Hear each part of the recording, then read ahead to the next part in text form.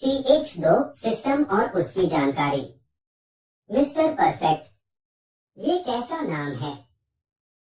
कोई ढंग का नाम रख लेते। युग ये सब बोल रहा था लेकिन उसे कोई जवाब नहीं मिल रहा था। युग थोड़ी देर खुद से ही बोलता रहा लेकिन उसे कोई जवाब नहीं मिला। फिर पता नहीं क्यों युग का सिर जोर से दर्द करने लगा। उसे ऐसा लगा मानो कई सुइयां उसके दिमाग में चुभाई जा रही हो। वो दर्द अब असहनीय होता जा रहा था। युग ने अपने दोनों हाथों से अपने सिर को पकड़कर दबाने लगा ताकि उसे कुछ आराम मिले। फिर कुछ 10 मिनट तक वो दर्द रहा और अब उसे थोड़ा आराम मिलने लगा और उसके दिमाग में न जाने कहां से बहुत सी जानकारी आने लगी जो कि इस जगह से जुड़ी हुई थी। उसे ये भी पता चला कि वो अब पृथ्वी पर नहीं किसी और जगह जिसका नाम रामबास था वो वहां है। उस जानकारी में कहीं भी पृथ्वी के बारे में कोई जानकारी नहीं थी।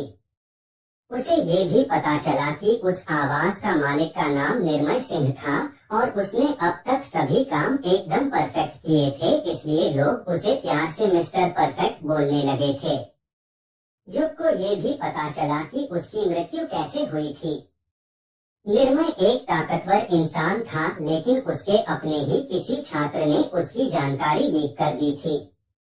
उसके दुश्मन को तो वो आसानी से मार देता लेकिन उसके छात्र ने ही उसे धोखे से मार दिया, वो भी उसके ही तकनीक से। युग को ये भी पता चला कि यहाँ के लोग पृथ्वी के तुलना में बहुत ज्यादा ताकतवर होते हैं।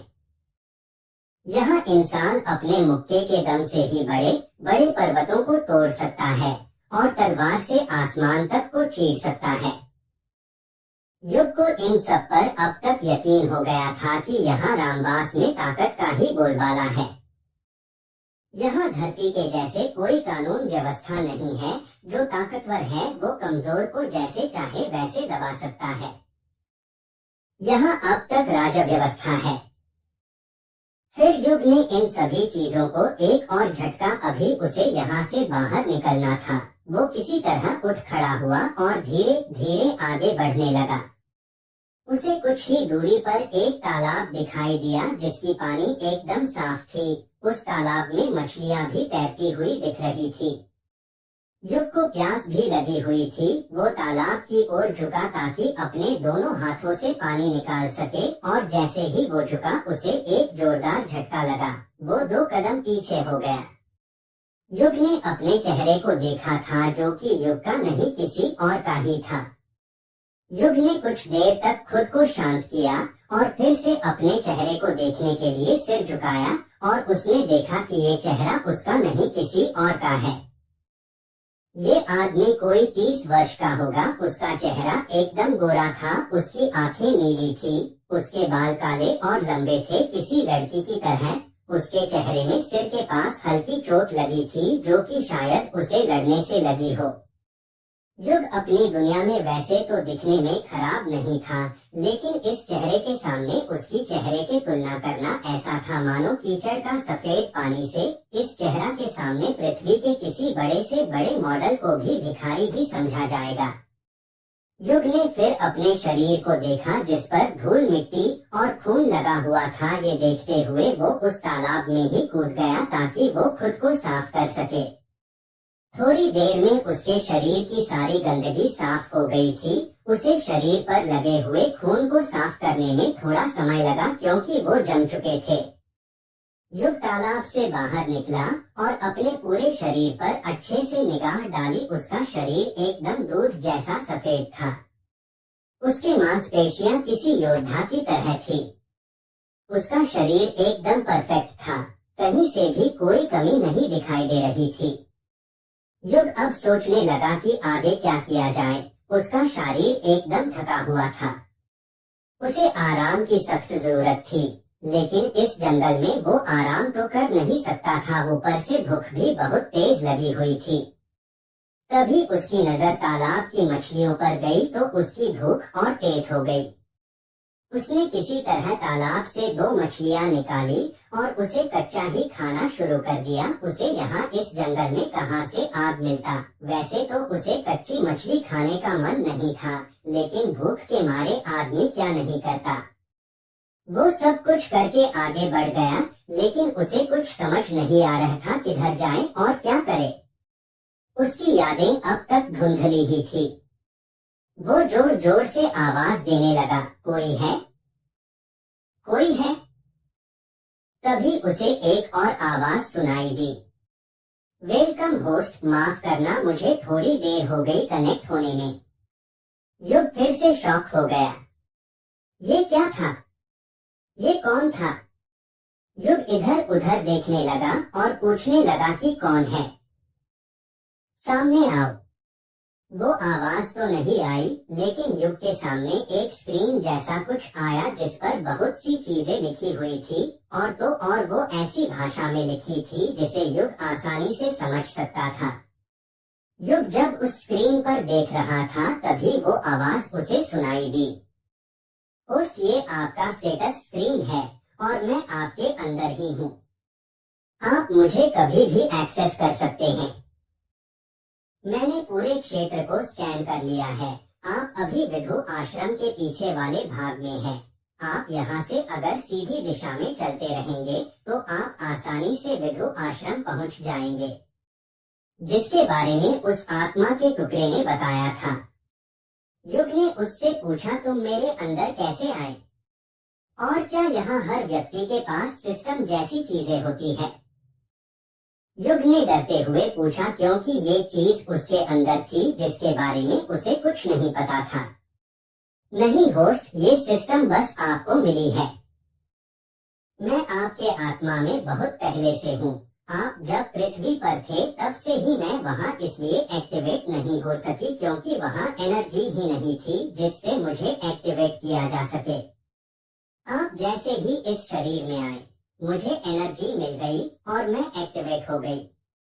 मुझसे आपको कोई खतरा नहीं है। आप अपनी सारी जानकारी स्टेटस स्क्रीन पर देख सकते हैं। युग ने फिर से उस स्क्रीन पर देखा जो कि ब्लू कलर की थी, जिस पर बहुत सी जानकारी थी। नाम Nirmay Singh, Yug mister perfect, body type godly locked, spiritual root none, ध्यान कला ऊर्जा ध्यान परफेक्ट ध्यान, रैंक ऊर्जा स्तर 9 star, legacy none, blood line none, speed 50, strength 100, intelligence 40, dexterity 12, weapon intent none, talent none, inventory welcome gift, shop locked, point 0। Yug ने सब कुछ अच्छे से देखा, फिर पूछा, ये नंबर किस लिए है? और ये पॉइंट का क्या काम है? और मुझे किन चीजों को नहीं करना है? युग ने बहुत सी नॉवेल पढ़ी थी जहाँ पर सिस्टम अपने होस्ट पर बहुत सी पाबंदियां लगाता है, जैसे कि होस्ट को ये नहीं करना है, वो नहीं करना है, और खासकर सिस्टम बनाने वाला बेहद शक्तिशाली होता है जो अपने आदमी की शक्तियों को लेकर उसे मार देता है। होस्ट, आपको कोई समस्या नहीं होगी। खासकर सिस्टम को किसी ने नहीं बनाया है, ये हर दुनिया की ऊर्जा का ही एक अंश है। आप ऐसा मान सकते हैं कि सिस्टम ही सब कुछ है सभी दुनिया में। आपको कोई पाबंदी भी नहीं लगाई जाएगी, भले ही आप करोड़ों लोगों को मार दे या कितना भी गलत काम करे। सिस्टम का उद्देश्य ये है कि एक ऐसा सेट बनाना जहां हर कोई बिना किसी भेदभाव के पढ़ सके और ताकतवर बन सके। सबसे खास बात होस्ट को ताकतवर बनाना। युग को थोड़ी राहत महसूस हुई। ये उसकी सबसे बड़ी चिंता थी कि सिस्टम उसे रोकेगा। तभी युग को बेतहाशा दर्द होने लगा। ये दर्द पहले वाले दर्द के तुलना में 100 गुना ज्यादा भयानक था। उसने दांत पीसते हुए पूछा, सिस्टम ये क्या है? तुमने तो कहा था कि कोई तकलीफ नहीं होगी, लेकिन तुम्हारे बोलने के बाद ही ये दर्द कहाँ से आने लगा? होस्ट, ये मैंने नहीं किया है, आपके शरीर में दो आत्माएं हैं जो कि एक दूसरे से लड़ रही है। क्या आप चाहते हैं कि दोनों आत्माओं को मर्ज करके एक बना दिया जाए? युग ने किसी तरह हाँ बोला, मरता क्या न करता। Soul merging time 30 second. 1, 2, 29, 30। Soul merge successful. Intelligence +5। Host, अब आप दो आत्माओं के मालिक हैं। आपको आत्माओं के अटैक से अब कोई नहीं हरा सकता। युग को अब राहत महसूस हुई। उसे ऐसा लग रहा था जैसे कि वो अपने आसपास की चीजों को अच्छे से देख सकता है। उसे अब तो अपने आसपास की ऊर्जा भी महसूस होने लगी थी। New mission. विधु आश्रम पहुंचने पर 10 पॉइंट्स। समय 2 घंटा। युग ने ये देखा तो वो उसी दिशा में आगे बढ़ गया जिधर वो आश्रम था। क्या युग विधु आश्रम पहुंच पाएगा? क्या सिस्टम सच में उसका साथी था या दुश्मन? तो आपको क्या लगता है इस कहानी में आगे क्या होगा? कृपया अगले एपिसोड के लिए चैनल को लाइक और सब्सक्राइब करें।